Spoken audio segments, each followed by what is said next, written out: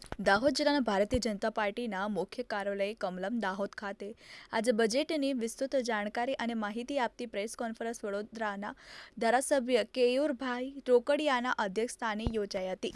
ભારત સરકારના કેન્દ્રીય મંત્રી નિર્મલા સીતારમણ દ્વારા સર્વાંગી વિકાસ અને હિકર બજેટ મોદી સરકાર દ્વારા સંસદમાં રજૂ કરવામાં આવ્યું હતું, જેની માહિતી છેવાડાના માનવી સુધી પહોંચાડવાના હેતુથી આ પ્રેસ કોન્ફરન્સ યોજાઈ હતી, જેમાં દાહોદ જિલ્લા ભાજપ અધ્યક્ષ શંકર આમલિયાર, ધારાસભ્ય વડોદરા કેયુર રોકડિયા, ધારાસભ્ય દાહોદ કનૈયાલાલ કિશોરી, કાર્યક્રમના ઇન્ચાર્જ નેહલ શાહ તથા મોટી સંખ્યામાં પત્રકારો ઉપસ્થિત રહ્યા હતા. જેમાં કેયુભાઈએ માહિતી આપતા જણાવ્યું હતું કે આ બજેટનો મુખ્ય ગોલ રાજ્યનો એસ્પિરેશન શું છે, જરૂરિયાત તે ધ્યાને રાખી બજેટ બનતું હોય છે ને રક્ષા બજેટ પણ 3 ગણું વધાર્યું છે. આ વર્ષનું બજેટ 44 લાખ કરોડ છે. 10 વર્ષમાં બજેટ 3 ગણું વધી ગયું છે. બજેટ મોંઘવારી ઉપર આધારિત છે, જે ગયા વખતે ઇન્ફ્લેશન ઓછું રહ્યું એવું બજેટ બનાવવામાં આવે છે. આ વખતે ગરીબો, ખેડૂતો, મહિલાઓ અને યુવાનોને ધમા નાખી બજેટનું પ્રાવધાન કરવામાં આવ્યું છે. દેશમાં કોવિડ પછી 80 કરોડ લોકોને મફત અનાજ વધુ 5 વર્ષ માટે આપવાનું નક્કી કર્યું છે અને મધ્યમ વર્ગ માટે પણ આયુષ્માનનો લાભ 70 વર્ષથી વધુ ઉંમરના લોકોને લાભ આપશે. સૌથી મોટો ખેડૂતનો પ્રશ્ન જમીન માલિકીનો હોય, તેના માટે પણ અલયદી જોગવાઈ કરી છે અને તેઓ માટે ભૂ આધારની ખાસ જોગવાઈ કરવામાં આવી છે. 500 ટોપ કંપનીમાં ઇન્ટર્નશીપ સરકાર કમ્પલસરી છે અને એનાથી 1 કરોડ યુવાનોને લાભ થશે. મોદી સરકારનું આ બજેટ દેશ માટે વિકાસલક્ષી અને દેશની સુરક્ષા માટે પણ હિતકારી છે અને એમાં આદિવાસીઓ માટે પણ વિકાસલક્ષી વિવિધ યોજનાઓનો સમાવેશ કરી આદિવાસીના વિકાસની ગાથાને પણ વધુ વેગ આપવામાં આવ્યો છે. જેની શેખ ટીવી 18 ન્યૂઝ દાહોદ. કેન્દ્રીય બજેટ આ વખતે માનનીય વડાપ્રધાન નરેન્દ્રભાઈ મોદી ની સરકારે 11મું બજેટ રજૂ કર્યું. માનનીય નાણામંત્રી નિર્મલા સીતારામનજીએ સતત 6ઠ્ઠી વાર કેન્દ્રીય બજેટ રજૂ કર્યું. કેન્દ્રીય બજેટની અંદર અલગ અલગ રાજ્યો, આખા દેશને વિચારીને અલગ અલગ રાજ્યો હોય, શહેરો હોય, જિલ્લાઓને ધ્યાનમાં રાખીને આ બજેટ બન્યું છે. ઇન્ડિવિજ્યુઅલ વ્યક્તિથી લઈને સમાજનો દરેક વર્ગ એટલે ગરીબો, મહિલાઓ, યુવાનો, ખેડૂતો, આદિવાસી સમાજ, આ તમામને આવરી લેતું અને એના સર્વાંગી વિકાસને સાથે રાખતું આ કેન્દ્રીય બજેટ આ વખતે રજૂ કરવામાં આવ્યું છે. આ બજેટ એ 2014ના બજેટ કરતાં 3 ગણું, એટલે કે 2014માં જ્યારે કેન્દ્રીય બજેટ 16 લાખ કરોડનું હતું, આજે 44 લાખ કરોડનું આ બજેટ માનનીય મંત્રી શ્રી નિર્મલા સીતારામનજીએ રજૂ કર્યું. આનો મુખ્ય ટાર્ગેટ સ્વરોજગાર વધારવો, મોંઘવારી ઘટાડવી, જે દેશનો જીડીપી છે 8.2%, એને મેન્ટેન રાખવો, એનાથી વધારવો અને જે દેશની ફિઝિકલ ડેફિસિટ છે એને પણ એક લેવલમાં કંટ્રોલમાં રાખવી, એની પાછળનો મુખ્ય આશય છે.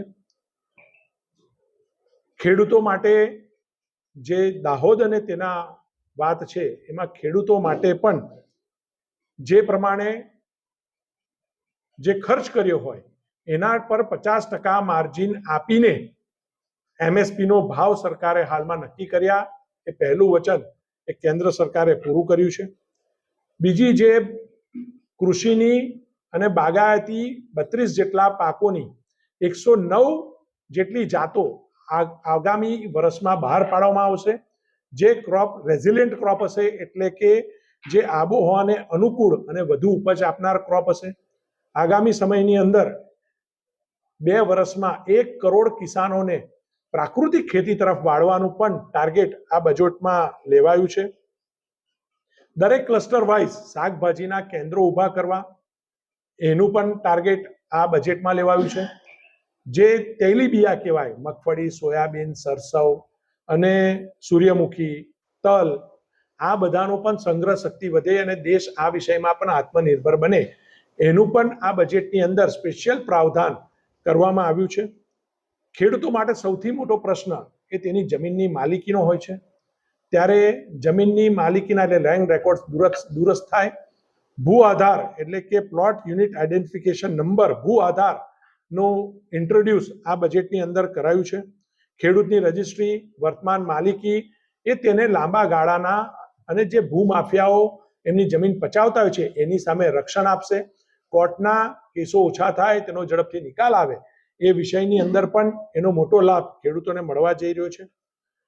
સ્વરોજગાર અને રોજગાર સંબંધિત કેન્દ્ર સરકારે આ વખતે ઘણી મોટી યોજનાઓ દાખલ કરી છે.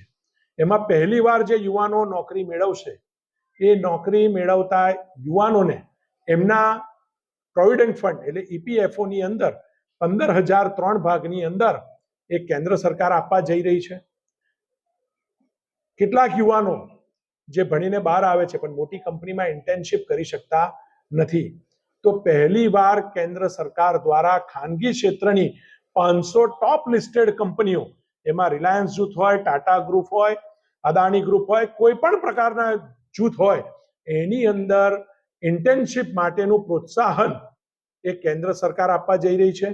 1 વર્ષની ઇન્ટર્નશિપ એમને કમ્પલસરી ત્યાં કરાવવાની રહેશે અને તેના માટે 5,000 રૂપિયા એ ઈપીએફઓમાં અને 6,000નું વન ટાઈમ સેટલમેન્ટ અને એના સિવાય એ કંપનીઓને એમના સીએસઆરમાંથી આ ફંડ આપવાનું પણ પ્રાવધાન એ કેન્દ્ર સરકાર દ્વારા કરવામાં આવ્યું છે. અનેક યોજનાઓ, મહિલાઓનું સશક્તિકરણ થાય, પ્રધાનમંત્રી જે પ્રમાણે ગરીબ કલ્યાણની અંદર 80 કરોડ નાગરિકોને ફરી એકવાર 5 વર્ષ માટે મફત અનાજ આપવાની વાત કરી છે. પ્રધાનમંત્રી આયુષ્યમાન કાર્ડનો વ્યાપ વધારીને 70 વર્ષની ઉપરના તમામ નાગરિકોને આયુષ્યમાન કાર્ડ આપવાની વાત છે. પ્રધાનમંત્રી આવાસ યોજનામાં 3 કરોડ નવા ઘર આપવાની વાત છે. અનેક યોજનાઓના લાભ આગામી દિવસમાં મળવા જઈ રહ્યા છે.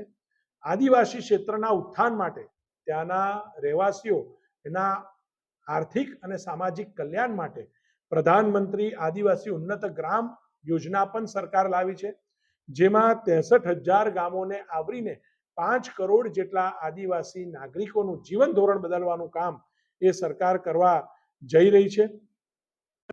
ગટર વ્યવસ્થા, ઘન કચરાના નિકાલ એ તમામ ક્ષેત્રની અંદર કેન્દ્ર સરકાર ડાયરેક્ટ શહેરો સાથે સંલગ્ન મળીને એમાં કામ કરવા જઈ રહી છે.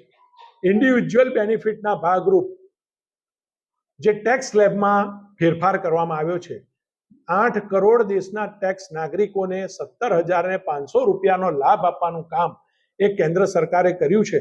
ત્યારે નાનામાં નાના વ્યક્તિથી લઈને ભારત દેશને સમર્થ બનાવવા માટે, સક્ષમ બનાવવા માટે, સુરક્ષિત બનાવવા માટે, એના વૈવિધ્યસભર વારસાને લોકો સમક્ષ ઉજાગર કરતું અને નાનામાં નાના વ્યક્તિને લાભ પહોંચાડતું આ બજેટ એ સાચા અર્થની અંદર ખેડૂતલક્ષી, ગરીબલક્ષી, મહિલાલક્ષી અને યુવાનલક્ષી બજેટ છે, આવું મારું માનવું છે.